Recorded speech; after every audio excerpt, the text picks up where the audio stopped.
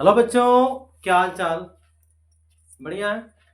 उम्मीद करते हैं बहुत बढ़िया होंगे, अच्छे होंगे, स्वस्थ होंगे और व्यस्त होंगे।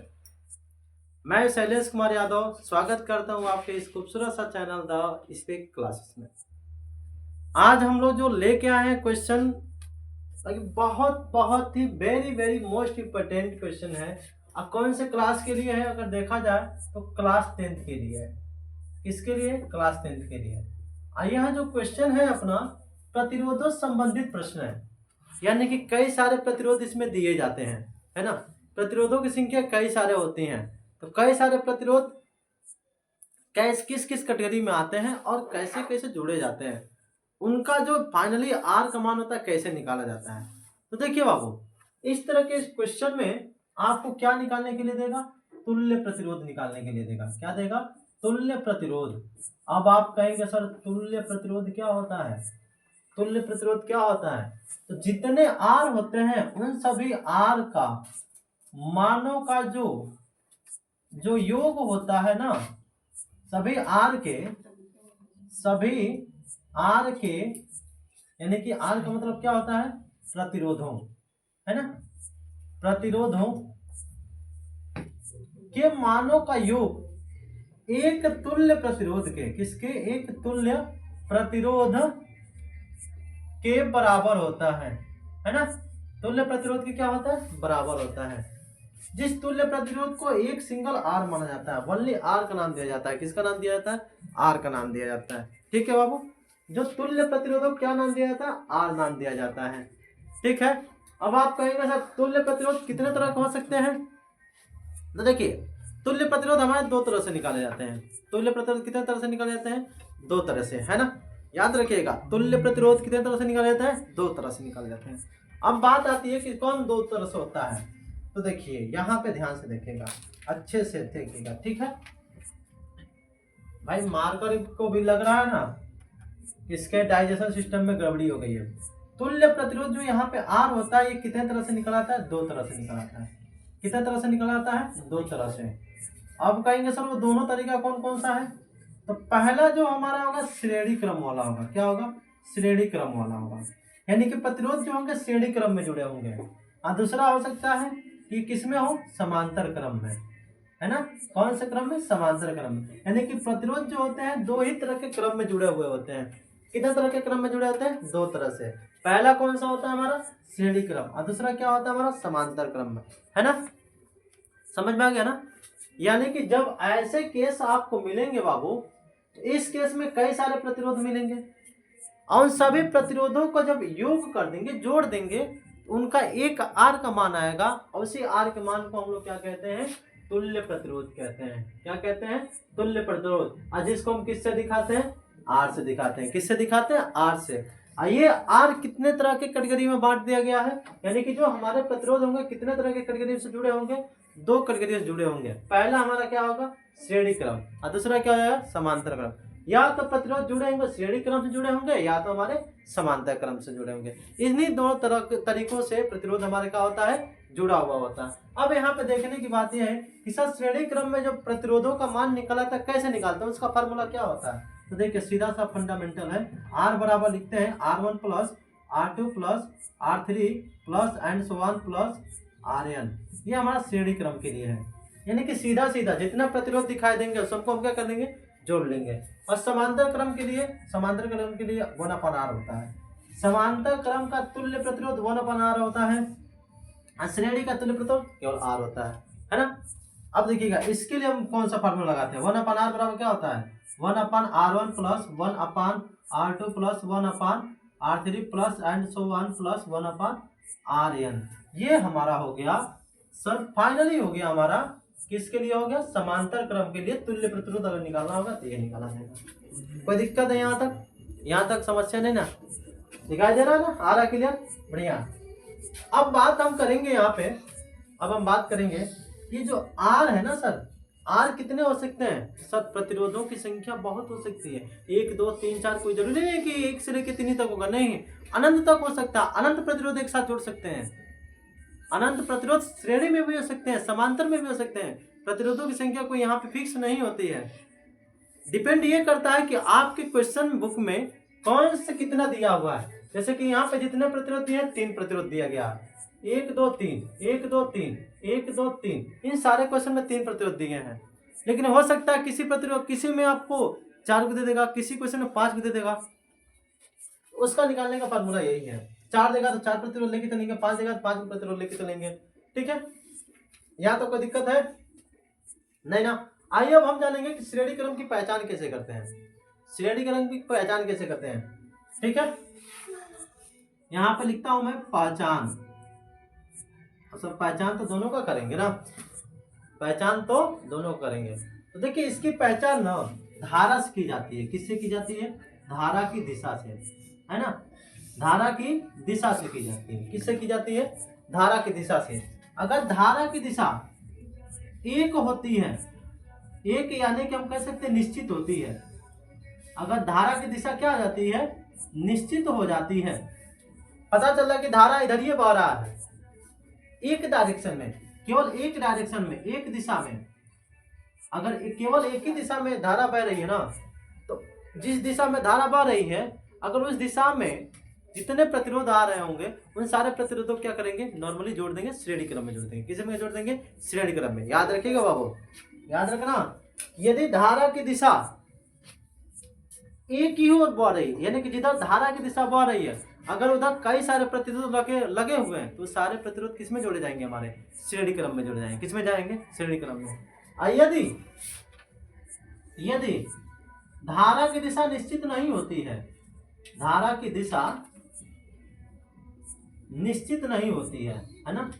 धारा की दिशा निश्चित नहीं होती है, निश्चित नहीं होती है, ठीक है। तब कौन सा फार्मूला लगाते हैं हम लोग? समांतर वाला लगाते हैं। कौन सा लगाते हैं? समांतर वाला। आ रहा समझ में? आ रहा कि नहीं आ रहा है? जिसमें धारा की निश्चित दिशा होगी, ऐसा पता हो जाएगा कि धारा इधर ही चल रहा है, और उधर अगर जितने प्रतिरोध दिखाई देंगे, उधर जितने प्रतिरोध दिखाई देंगे, वे सारे प्रतिरोध किस में जोड़े जाएंगे? श्रेणी में जोड़े जाएंगे। अगर ऐसा प्रतीत होगा, अगर ऐसा प्रतीत होगा कि मान लीजिए हमारे पास क्या है, कुछ ऐसे डायरेक्शन है, कि कुछ ऐसे हमारा डायरेक्शन है, ठीक है। यहाँ पे एक यहाँ से भी कोई चीज ले ली है हमने, मान लो यहाँ पे एक हो गया, ठीक है। ऐसे कहीं पे यहाँ पे भी प्रतिरोध है, यहाँ पे भी है, यहाँ पे भी है, ठीक है। तो धारा जब निकलेगी तो धारा की दिशा अब इधर भी हो सकता है, इधर भी हो सकता है, दोनों डायरेक्शन में हो सकता है कि नहीं होता। धारा की दिशा क्लियर है क्या? नहीं ना। धारा की दिशा क्लियर है बाबू? नहीं ना। जब धारा तीनों में धारा की दिशा क्लियर नहीं है, तो तीनों प्रतिरोधों किस में जोड़ेंगे? यहाँ पे हमारा एक प्रतिरोध यहाँ पे, एक प्रतिरोध यहाँ पे है, और एक इस पे लगा हुआ है। अगर इन तीनों प्रतिरोधों में जो धारा की दिशा क्लियर नहीं है, जैसे कि मान लीजिए अगर धारा यहाँ से जा रही है, तो धारा यहाँ जाने के बाद से उसकी दिशा दुग हो गया ना, धारा इधर भी जा सकता है और धारा यहाँ से इधर भी जा सकता है। धारा की दिशा क्लियर हुआ क्या? नहीं ना। धारा की दिशा फिक्स नहीं हुआ, नहीं ना हुआ। तो यहाँ पे इस केस में तीनों प्रतिरोधों किस में जोड़ लेंगे? समांतर में। अगर मान लीजिए कि यही प्रतिरोध हमारे ऐसे हैं, ठीक है, यहाँ पे भी प्रतिरोध है, यहाँ पे भी प्रतिरोध लगा हुआ है, ठीक है। और धारा बह रहा है ना, तो धारा की दिशा निश्चित होगी नहीं होगी? जाएगी तो एकदम सीधा निकल जाएगी, सीधा निकल जाएगी ना। तब जाके इन प्रतिरोधों को हम लोग क्या करेंगे? श्रेणी क्रम में जोड़ेंगे। इस प्रकार के प्रतिरोध किस में जोड़ेंगे? श्रेणी क्रम में। यानी कि जिसमें धारा की दिशा निश्चित होती है, वे सब के सब प्रतिरोध किस में जोड़ते हैं? श्रेणी क्रम में। जिस प्रतिरोधों में धारा की दिशा निश्चित हो जाती है, वे सारे प्रतिरोध किस में जोड़े जाते हैं? श्रेणी में। और जिस प्रतिरोधों में सब धारा की दिशा निश्चित नहीं होती है, सारे प्रतिरोधों किस में जोड़ते हैं? समांतर में। किस में जोड़ते हैं? समांतर में। उम्मीद करते हैं कि क्वेश्चन आपको समझ में आ गया होगा। बाकी इसको नोट कर लीजिए, आगे हम लोग क्वेश्चन सॉल्व करने का कोशिश करते हैं, ठीक है। नोट कर लीजिए। चलिए नोट हो गया ना, इसको मिटाकर अब शुरू करते हैं क्वेश्चन को शुरू करते हैं भाई। तीनों क्वेश्चन करेंगे अपन लोग, बड़े मजे से करेंगे, ज्यादा कठिन नहीं है, ज्यादा कठिन नहीं है, लेकिन याद रखिएगा बहुत ही मोस्ट इंपोर्टेंट है, very very most important question है सब। चलिए देखिए यहाँ पे ये क्वेश्चन नंबर अपना मान लीजिएगा फर्स्ट है, ये क्वेश्चन नंबर क्या है? सेकंड है, ये क्वेश्चन नंबर अपना क्या है? थर्ड है, तीनों है। सबसे पहले इस फिगर में लेते चलते हैं, ठीक है। क्वेश्चन नंबर 1 का सोल्यूशन करते हैं। क्या करते हैं? क्वेश्चन नंबर 1 का सोल्यूशन करते हैं, यानी कि हल करते हैं, ठीक है। सबसे पहले इसमें ना हल करने से पहले देखेंगे कितने प्रतिरोध दिखाई दे रहे हैं। 1 2 3, तो R1 पहले का मान भी 3 ओम हो जाएगा, और दूसरा भी, पहला 3 ओम हो गया, दूसरा क्या हो गया? दूसरा प्रतिरोध भी 3 ओम हो गया, और तीसरा प्रतिरोध भी क्या हो जाएगा हमारा 3 ओम हो गया, हो गया। अब तीनों प्रतिरोध किसमें है, समांतर में है कि श्रेणी में, इसकी पहचान करनी है। ठीक है, एक बात और याद रखिएगा, समांतर वाला हमेशा ऊपर नीचे होता है। ठीक है, समांतर वाला हमेशा कैसा होता है, ऊपर नीचे होता है, और श्रेणी वाला क्या होता है, एक लाइन में होता है ना। श्रेणी वाला किस में होता है, एक लाइन में होता है, और समांतर वाला किस में होता है, ऊपर नीचे होता है। ठीक है, चलिए देखिएगा यहाँ पे थोड़ा सा एक चीज में बताते हैं। ये वाला जो केस है ना, ये वाला जो केस है ना, इस तरह का केस जब आता है ना, ठीक है, तो इसमें धारा की दिशा फिक्स होती है। ये किस में आता है, श्रेणी में आता है ना। अब कोई भी अगर ऐसे केस आ जाता है, यहाँ पे देखिएगा, कोई भी अगर ऐसे ऊपर नीचे केस आ जाता है ना, ठीक है, इस तरह का केस में क्या होता है, धारा की दिशा इधर भी जा सकती है, इधर भी जा सकती है। धारा की दिशा का कोई निश्चित मान नहीं है कि वो किधर जाएगी, कोई निश्चित डायरेक्शन नहीं है। इस दौरान इसको हम लोग किस में जोड़ते हैं, समांतर में जोड़ देते हैं। इसको किस में जोड़ लेंगे, समांतर में जोड़ लेंगे। बात समझ में आ गया। तो वैसे यहाँ पे देखिएगा, धारा को प्रवाहित कराइए, धारा यहाँ जा रही है, यहाँ पे अब धारा इधर भी जा सकता है, धारा इधर भी जा सकता है, धारा इधर में। धारा की दिशा क्लियर हुआ है क्या, धारा फिक्स है क्या, नहीं ये इधर ही जाएगा। धारा की दिशा इसमें फिक्स हुआ है बाबू, नहीं ना सर, इधर भी जा सकता है, सीधा भी जा सकता है, और नीचे भी आ सकता है। तीनों दिशा में जा सकता है कि नहीं जा सकता है, धारा की दिशा एक निश्चित नहीं ना है, नहीं ना है। तो बताइए तीनों प्रतिरोध किस में जोड़े जाएंगे हमारे, समांतर में या श्रेणी में, समांतर में या श्रेणी में, जल्दी बताइए हमको, किस में जोड़े जाएंगे, श्रेणी में या समांतर में, समांतर में। क्यों, क्योंकि दिशा निश्चित है ही नहीं है, तीनों का अलग अलग दिशा है। इसीलिए हम लिखेंगे, यहाँ पे लिखेंगे R1, ठीक है, R2 व R3 समांतर क्रम में है। किसमें है, समांतर क्रम में है। इसलिए देखिए R1 R2 व R3, ठीक है, यहाँ पर लिख देता हूं सही R1 R2 व R3 किसमें है, समांतर क्रम में है ना, किसमें है, समांतर क्रम में है। इसलिए अब क्या करते हैं सर, समांतर क्रम में, समांतर क्रम का सूत्र क्या होता है प्रतिरोध निकालने के लिए, 1/R होता है। क्या होता है, 1/R। ठीक है, इन सब का तुल्य प्रतिरोध निकाल रहे हैं ना, तो समांतर क्रम वाला फॉर्मूला लगाएंगे, तो 1/R बराबर कितने प्रतिरोध है, 3 को है ना, तो लिखेंगे 1/R1 plus 1/R2 plus 1/R3। हो गया ना, यहाँ तक हो गया ना। अब मान को रखते चलिए, 1/R बराबर, मान को रखते चलिए, R1 का मान क्या हो जाएगा हमारा, R1 का मान क्या हो जाएगा, 3 हो जाएगा, क्या हो जाएगा 3। 1/R2 का मान यहाँ पे क्या हो जाएगा, 3 हो जाएगा। फिर 1/R3 का भी मान क्या हो जाएगा हमारा, 3 हो जाएगा ना जी। अब यहाँ पे देखिएगा 1/R बराबर, नीचे का अगर हर समान होता है तो इनमें से किसी एक को लिख लेते हैं और ऊपर वाले को सीधा सीधी जोड़ देते हैं, है ना। तो 1/R बराबर हो जाएगा 3/3, कट जाएगा कितने बार में, एक बार में। R का मान क्या हो गया, 1 ओम आ गया। ठीक है, यानी कि इसका जो फाइनली R का मान निकल के आया है, क्या आया है, 1 ओम आंसर आया है। बताओ क्या समझ में आ गया कि नहीं आ गया, क्या समझ में आ गया कि नहीं आ गया, आ गया ना। तीनों कौन से क्रम में जोड़े जाएंगे, समांतर क्रम में जोड़े जाएंगे। ठीक है बाबू, चलिए नोट कर लीजिए, फटाक से नोट कीजिए।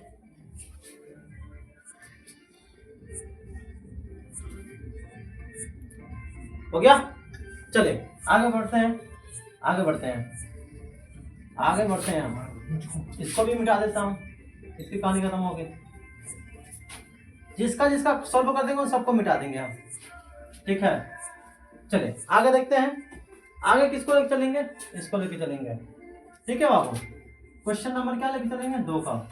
तो क्वेश्चन नंबर कितने प्रतिरोध है, 3 ओम, 3 को प्रतिरोध है, तो ले लेंगे R1 बराबर 2 ओम।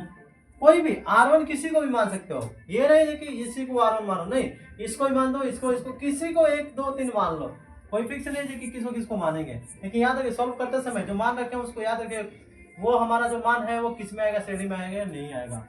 यहाँ पे R2 का मान क्या लेते हैं, 2, सब 2 है तो सब 2 ले लेते हैं।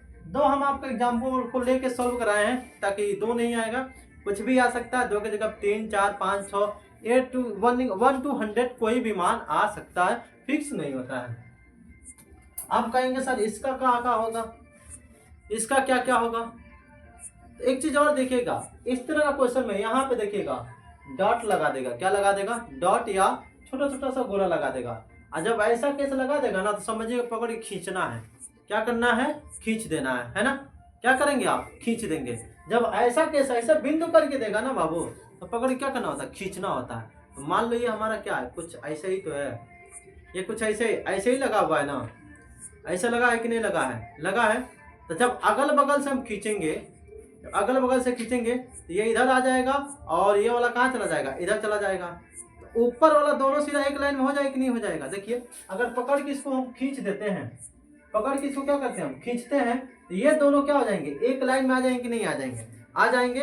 लेकिन ये वाला लाइन कहाँ हो जाएगा, नीचे हो जाएगा, कहाँ हो जाएगा, नीचे। लेकिन ऊपर वाला लाइन क्या हो जाएगा, एक लाइन में आ जाएगा ना। यानी कि ये दोनों किसमें हो जाएंगे, ये R1 है और ये हमारा क्या R2 है, R1 और R2, ये हमारा क्या हो जाएगा R3। R1 और R2 किसमें हो जाएंगे, जब खींचेंगे ना तो दोनों क्या हो जाएंगे, एक लाइन में आ जाएंगे, एक ऐसे कतार में आ जाएंगे, लाइन में। जब ऐसे जब हमारा कोई प्रतिरोध दिखाया था तो श्रेणी में होता है, समांतर में होता है, किसमें होता है, श्रेणी में होता है। किसमें होता है, श्रेणी में। हमने आपको बताया ना, सीधे कतार में रहेगा तो किसमें आएगा, श्रेणी में कहलाएगा। तो यहाँ पे हमारा जब इसको खींचेंगे ना बाबू, जब इसको खींच रहे हैं ना तो देखिएगा इसका स्ट्रक्चर कैसे बनने वाला है, कैसे बनने वाला है। ठीक है, इसका स्ट्रक्चर कुछ ऐसे बनेगा अपना। ठीक है, यहाँ से कुछ ऐसे बनने वाला है। एक मिनट रुकिए, मैं बना देता हूँ इसका स्ट्रक्चर, घबराइए मत। ठीक है, ये ऐसे बनेगा।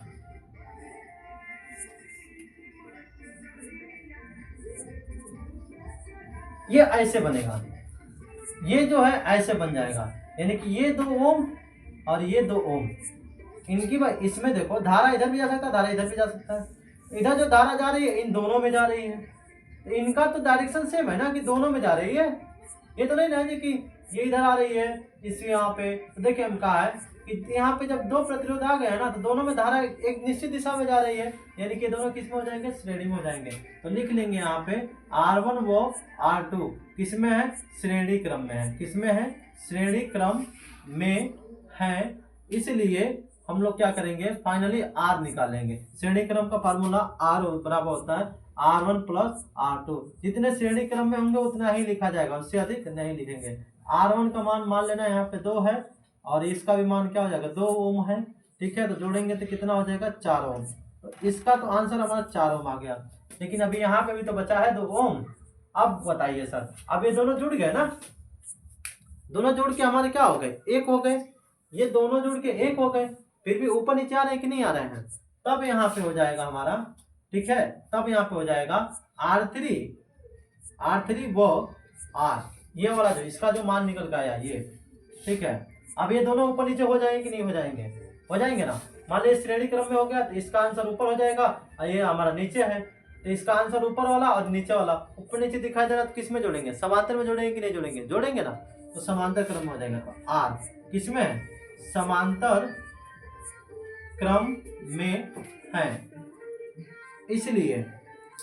इसलिए हम क्या करते हैं कि R बराबर, देखिए समांतर क्रम का फार्मूला क्या होता है, 1/R बराबर 1/R3 प्लस 1/R लिख देंगे, क्योंकि R का मान जो निकल के आया उसको लिख देंगे।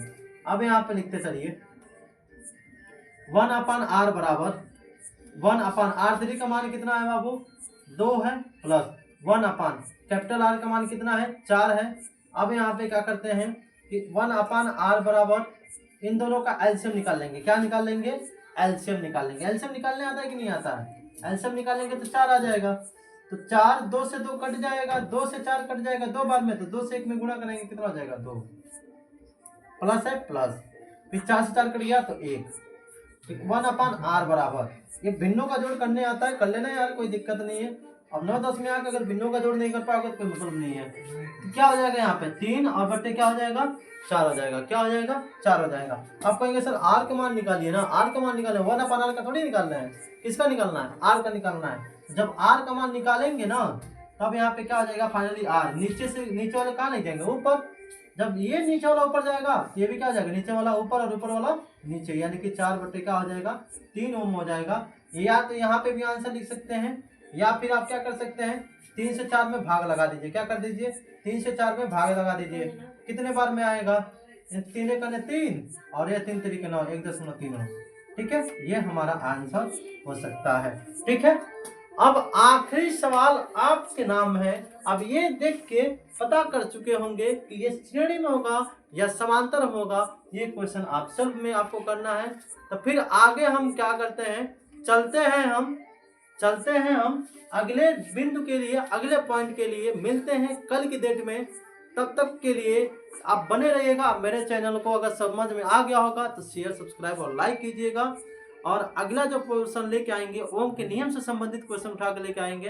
तब तक के लिए चलते हैं। जय हिंद, जय भारत। 20 में से ज्यादा हो गया। जाने दो ना।